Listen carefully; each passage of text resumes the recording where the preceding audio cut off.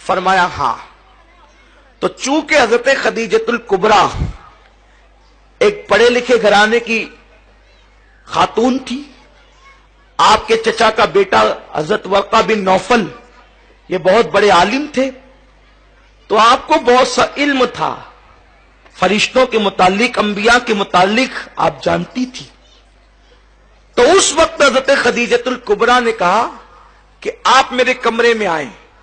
سرکار صلی اللہ علیہ وسلم نے ان کے کمرے میں قدم رکھا تو اماں خدیجہ نے پوچھا جو فرشتہ تم نے غار حرا میں دیکھا اور باہر کے کمرے میں دیکھا، کیا وہ میرے کمرے میں دکھ رہا ہے؟ آقا نے فرمایا ہاں وہ مجھے اب بھی نظر آ رہا ہے. حضرت خدیجۃ الکبریٰ نے اپنے سر سے دوپٹہ ہٹا دیا، اپنے بالوں کو کھلا کر دیا. بہت توجہ سے سننے کی بات ہے میری بہنوں، جب سر سے آپ نے دوپٹہ ہٹایا اور دوپٹہ آپ نے اپنے کندھے پہ رکھا، جب آپ کا سر کھل گیا، کس کا؟ خدیجۃ الکبریٰ کا.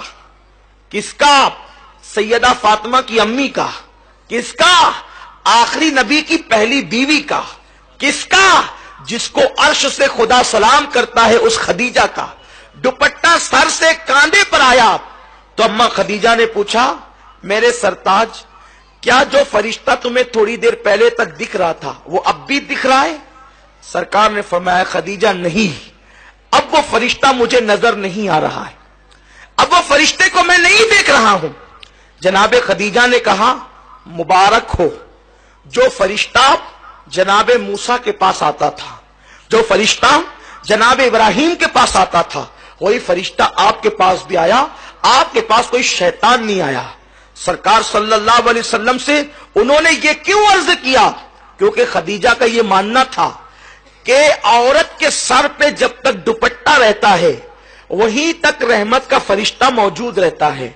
جب عورت اپنے سر سے دوپٹہ ہٹا لے تو رحمت کا فرشتہ وہاں سے چلا جاتا ہے.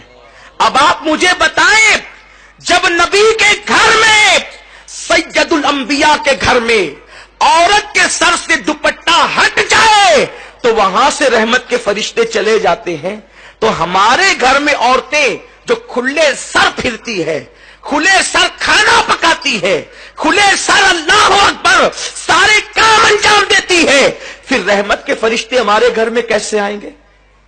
جب نبی کے گھر سے سر سے دوپٹہ ہٹنے پر فرشتے چلے جاتے ہیں تو ہمارے گھر میں فرشتے کیسے آئیں گے؟ اور جب رحمت کے فرشتے آئیں گے نہیں تو اللہ کی رحمت کیسے آئے گی؟ پھر آپ رو رہی ہیں میرا شوہر اتنی محنت کرتا ہے کماتا ہے برکت نہیں ہوتی. برکت کیوں ہوگی؟ بے برکتی تو تیری وجہ سے ہے. تو نے سر کا دوپٹہ گلے میں لٹکایا تو اس وقت تیرے گھر میں برکت ہوگی کیسے؟ اور سن لو، آپ تعویذ کے انبار گھر میں لگا لو کبھی برکت نہیں ہو سکتی، کیونکہ نحوست تو تمہارے کھلے سر کی وجہ سے ہے. اور یہ میں نہیں کہہ رہا ہوں بلکہ صاحب روح البیان نے لکھا ہے. اگر یہ بات لکھی نہ ہوتی تو میرے اندر بیان کرنے کی ہمت نہ ہوتی.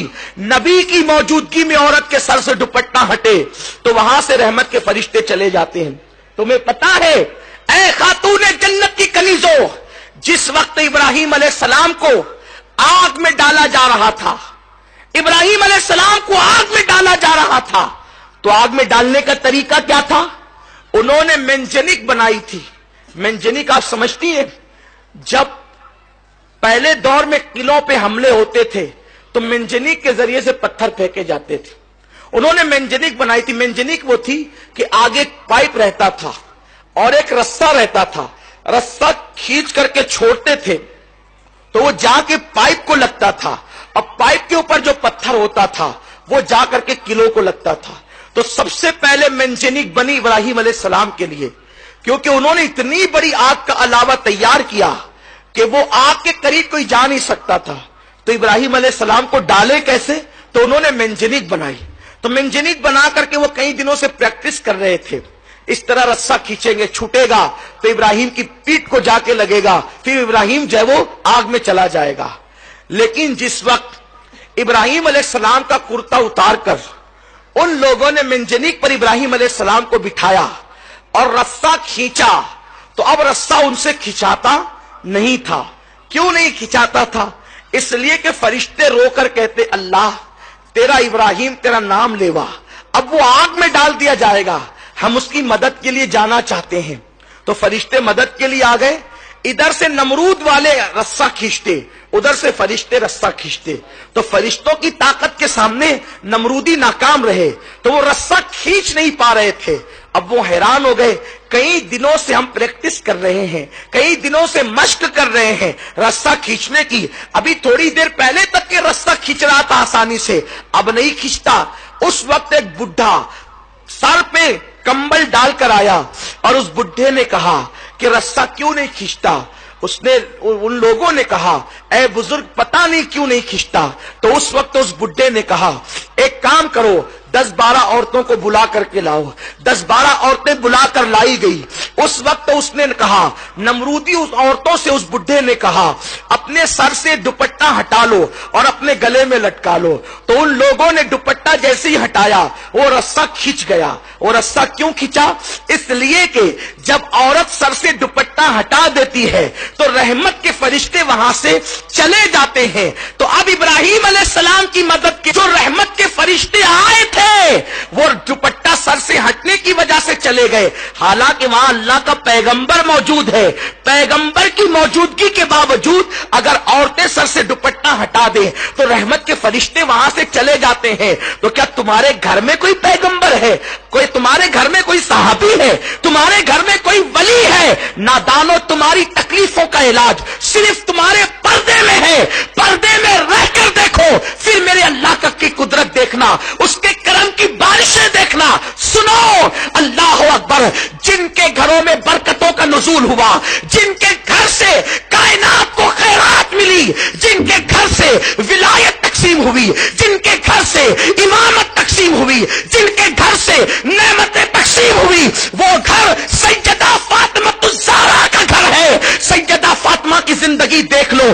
امام حسن مجتبی سے کسی نے کہا حسن تیری ماں بڑی پاکیزہ تھی۔ امام حسن نے کہا تو نے سچ کہا، جس دن میری ماں کا وصال ہوا میں 6-7 سال کا بچہ تھا، اس کے باوجود بھی میں نے اپنی ماں کے سر کے بالوں کو کبھی نہیں دیکھا۔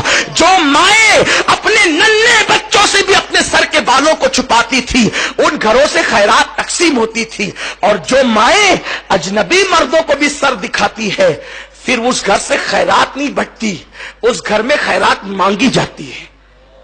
کما کر بھی پریشان ہو، سروں پہ دوپٹے نہیں۔ عورتیں گھر میں رہتی ہے تو یوں سمجھتی ہے کہ اب کون آنے والا، اور سگا بھائی تو ہے، دیور تو ہے، بیٹا تو ہے۔ سوچو کیا دیور سے پردہ فرض نہیں؟ کیا بہنوئی سے پردہ فرض نہیں؟ اور مائیں کتنی مقدس تھی جو بیٹے سے بھی سر کے بالوں کو چھپاتی تھی۔ کتنا مشہور سا وہ واقعہ ہے۔